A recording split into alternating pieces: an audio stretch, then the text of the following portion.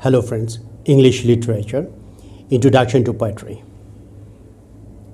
Piano by D.H. Lawrence. Short questions with answers. Question 1. Explain with reference to the context. In spite of myself, the insidious mystery of song betrays me back.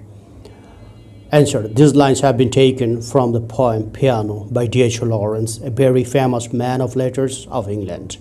The poem describes the effects of song sung by a lady on piano, the effects that the song had on the poet sometime in his life.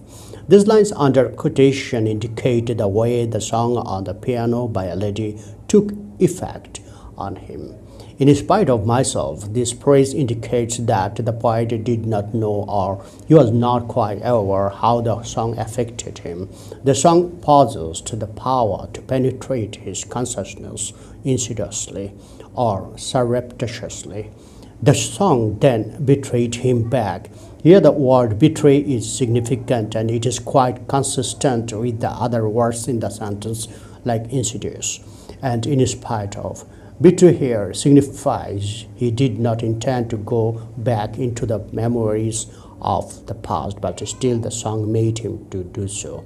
The poet was an adult when the incident of listening to that lady's song took place, and it was not necessary for him to go back into the past memories of his childhood, but still the insidious influence of the song did what he did not consciously want. He had the nostalgic reminiscence of his childhood. Question 2. Taking me back down the vista of years till I see what took the poet back into the past and what did he see?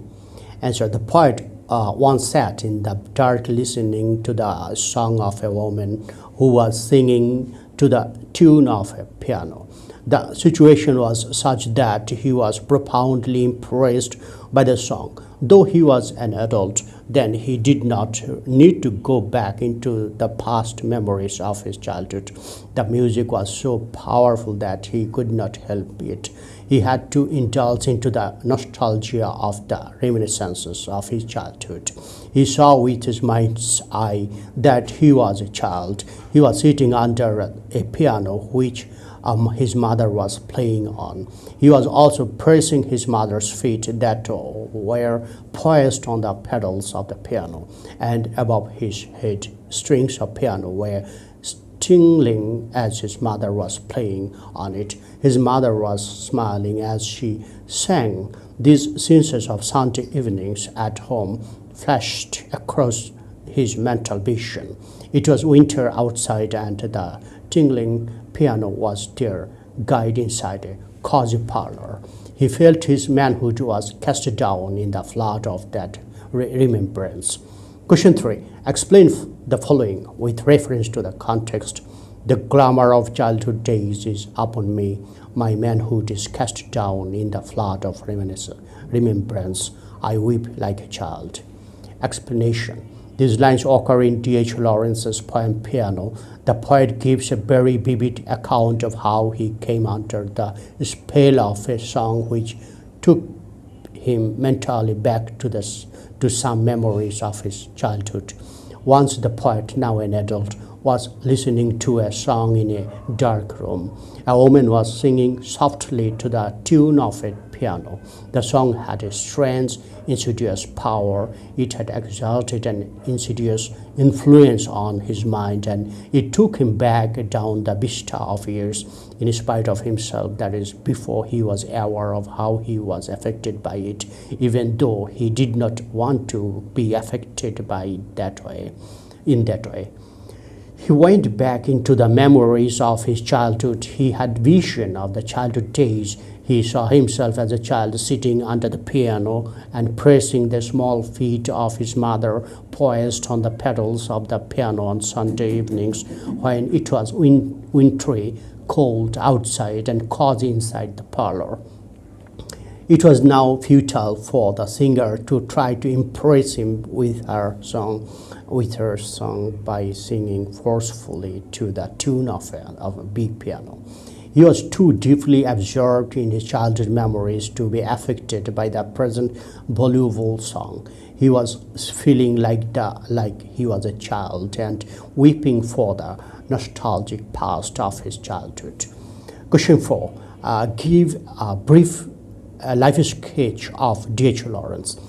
Answer. David Herbert Lawrence was born on 11th September 1885 in Eastwood, Nottinghamshire, England. His father was a Midland coal miner. D.H. Lawrence is a famous English novelist, short story writer, poet, and essayist. He was educated at Nottingham High School. On leaving school, he had a brief experience of business life and then became a pupil teacher in his native village. Then he trained for the teacher's certificate at University College, Nottingham in 1908. Afterwards, he was for some time a teacher at Croydon. He began to write in 1905. Ford Madox published his first novel, The White Peacock. He married Frida Weekly, a German and previously wife of a Nottingham professor. His novel, The Rainbow, which was published in 1915, was suppressed as obscene, and an exhibition of his painting was banned by the police. Because of harassments, he tried to leave England, but his passport was withheld. He was ultimately successful in his effort and left England in 1919. From then on, his life was a continuous search for a society more suited to his ideals. He lived in many parts of the world: Italy, New Mexico, California, Malta, Australia, Ceylon, etc. In 1929, he returned to Europe. He died of tuberculosis in 1930 at Vannes in France. Thank you, friends, for watching my video.